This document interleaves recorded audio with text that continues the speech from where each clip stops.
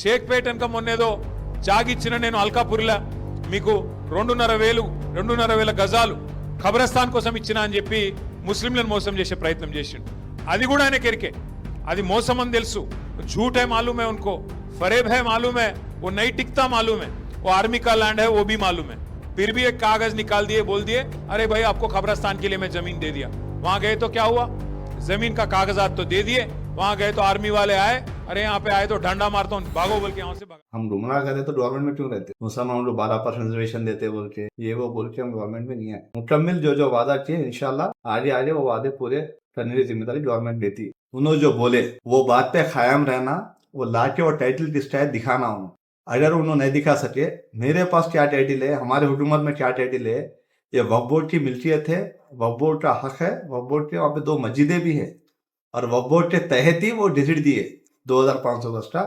क्योंकि वहाँ पे जो मसला है, शेखपेट के जो मुसलमानों का मसला है खुसूसी दफनाने के लिए जो बड़ा मसला बहुत सालों से चल रहा, हुकूमत ने बहुत ही सीरियस लेके इमीडिएटली वक्फ बोर्ड के डिजिट को प्रोसीडिंग्स में कन्वर्ट करके वहां के लोगों, मुकामी लोगों के हवाले किए. जब भी वक्फ बोर्ड का मसला आता, ये बीआरएस हुकूमत हमेशा ये लैंड वक्फ की नहीं है बोलते, क्योंकि ये लोग तो वक्फ की लैंड को हमेशा किसी और को देने का एक आदी बन चुके हैं लोग. अरे खबरस्तान की जमीन तो छोड़ो, कम से कम उसके लिए किसी और का टाइटल है बोल के, अगर टाइटल तुम प्रूव नहीं किए 3 दिन में किसी और का टाइटल लाके बताओ आप किसका टाइटल है बोल के बताया. चौथे दिन मैं प्रूव करता हूँ, हमारे वक्फ बोर्ड चेयरमैन साहब प्रूव करते कि टाइटल किसका है बोल के. आप जो बोले वो बेबुनियादी बातें.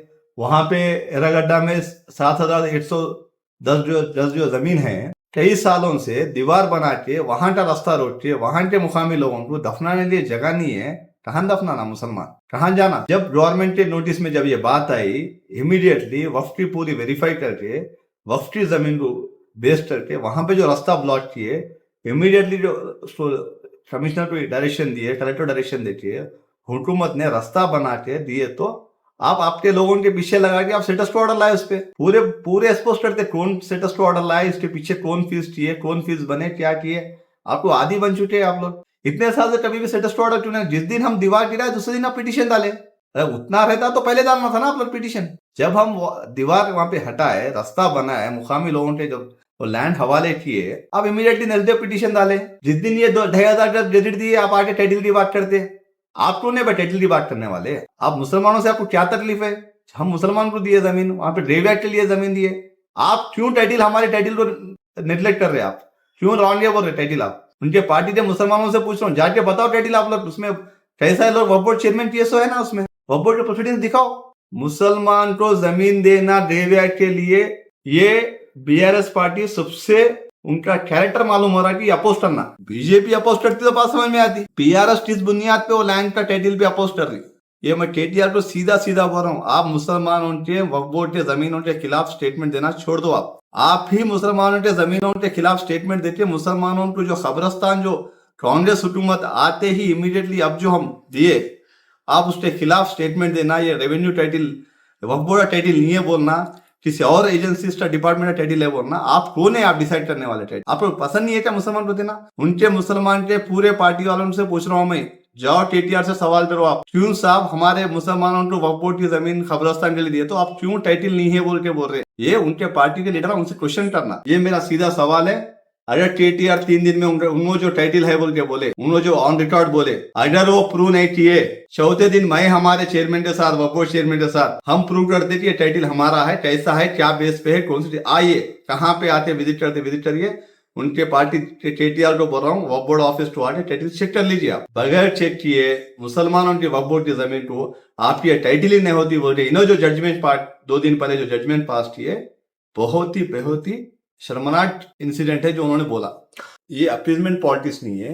व्हाट इज मीन बाय वक्फ? कोई अपनी मिल्कियत वक्फ के तहत देता. ये रेवेन्यू लैंड नहीं लिया, जो वक्फ के तहत दिया, वो वक्फ के तहत ही वापस मुसलमान का ही राइट है. वो मस्जिद को देते हैं, खबरस्तान को देते, मुस्लिम डेवलपमेंट के लिए देते. ये हमारा राइट है. हम किसी के पास जाके किसी और का राइट तो छीन नहीं रहे. अरे आप हमारे हमारे बड़े बुजुर्ग है, वो लोग अपनी मिल्कियत में से वक्फ किए, आप बोल रहे हो वक्फ का टाइटल नहीं है बोल के. आप कौन होते भाई टाइटल नहीं है बोलने वाले? आपको क्या राइट बनता हमारा टाइटल नहीं है बोलने के वास्ते? अब तो आप प्रूव करना हमारा टाइटल नहीं है बोल के.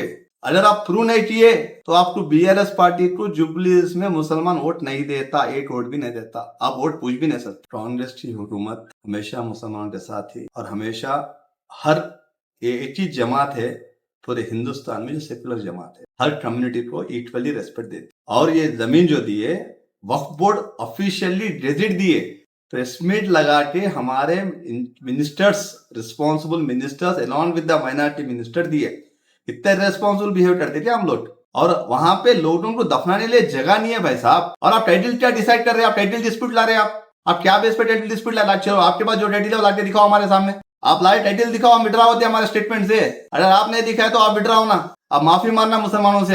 आप कौन होते टाइटल डिस्प्यूट बोलने वाले? You have no right to claim the title. This is waqf property, waqf property, waqf property, and that's the proceeding we have given with full of responsibility. हम अंधेरे में ले आके किसी को टाइटल नहीं दिए, बाकायदा प्रेस मीट लगा के ऑफिशियली हमारे वक्फ बोर्ड चेयरमैन ऑफिशियली वो गेजेट को मीडिया के हवाले किए, पब्लिक को दिए। वहां के जिम्मेदार जो जेएसी है, जो खबरस्तान कमेटी जो जेएसी बना है, वो जेएसी के तहत दिए, कांग्रेस के वर्कर को नहीं दिए, वो कांग्रेस के गांधी भवन में नहीं दिए, वो पब्लिक के बीच, प्रेस के बीच वहां के जो जिम्मेदार है, जो जेएसी ज्वाइंट एक्शन कमेटी है, उनको हवाले सिर्फ माइनॉरिटी एमएलसी गवाए। कौन डाले माइनॉरिटी एमएलसी के ऊपर केस? उनके ही पार्टी का लीडर जो बीजेपी से आके उनके पार्टी में ज्वाइन हुआ, उन्होंने ही लीडर वो परस्यू किया, वही परस्यू करके उसके पीछे केटीआर साहब उसको परस्यू करा के सुप्रीम कोर्ट तक ले जाके एक मुसलमान को सबसे पहले जो गवर्नर कोटा में हम लोग एमएलसी दिए, उसका एमएलसी रिजेक्ट करवाया आप लोग। और 2 दिन पहले आप स्टेटमेंट देते, अजहरुद्दीन का भी वही हाल होता बोल के वही स्टेटमेंट। तो मतलब इसके पीछे भी आप ही है, आप ही जजमेंट पास कर दे रहे। पूरा जुडिशरी आपके हाथ में है क्या? कंटेम्प्ट होता,